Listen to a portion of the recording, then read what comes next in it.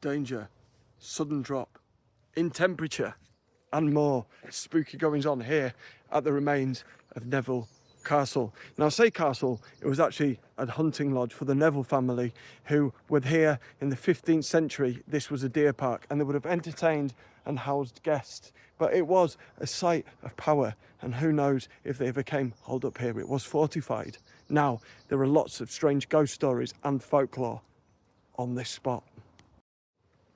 The sudden drop in temperature is attributed to one spirit. Now, it's a castle, you've probably already guessed.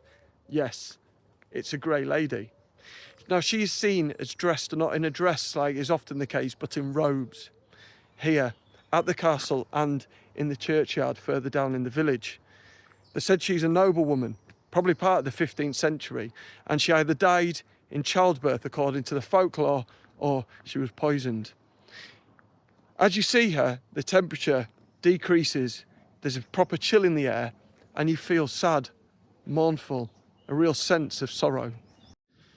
Nowadays, you have to get planning permission from the local council, and I think in medieval times, you had to include a grey lady when you were getting the deeds. If you didn't, your castle wouldn't be built. There isn't one in the country without one. Now, the next one is fascinating because it goes down to folklore and what that folklore may mean. This is one that you only see or hear at night. So you have to come at night, and it's a night. So if you want to see it, you want to see the night, you have to come at night to see the night, okay? Let's get that clear. Now, often is heard the galloping hooves of a horse and the clinking of armour without actually seeing this knight. But if you do lay eyes on him, what's interesting is in any other ghost story that I do in the country, the knight is normally seen as something of strength.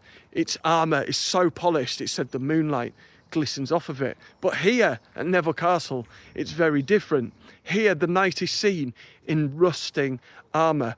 And maybe that's due to the fact it's probably the ghost of Charles Neville.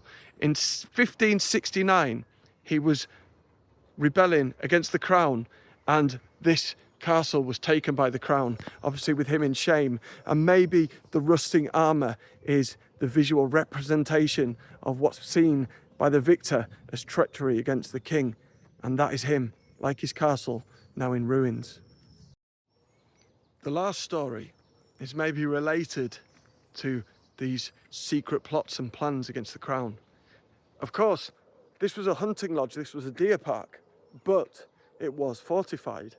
And it goes down into the town of Kirkbymoorside, which itself is known for having tunnels, secret tunnels that possibly led up to here.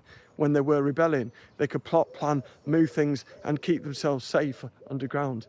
Now, it is said that people walking here, day or night, can suddenly hear mumbles as if someone's talking underground.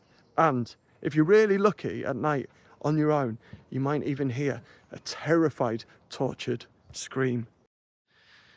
See the ghosts? You've found a couple of OAPs going for a frisky bit of time in the woods, thinking they're not going to be caught. True story.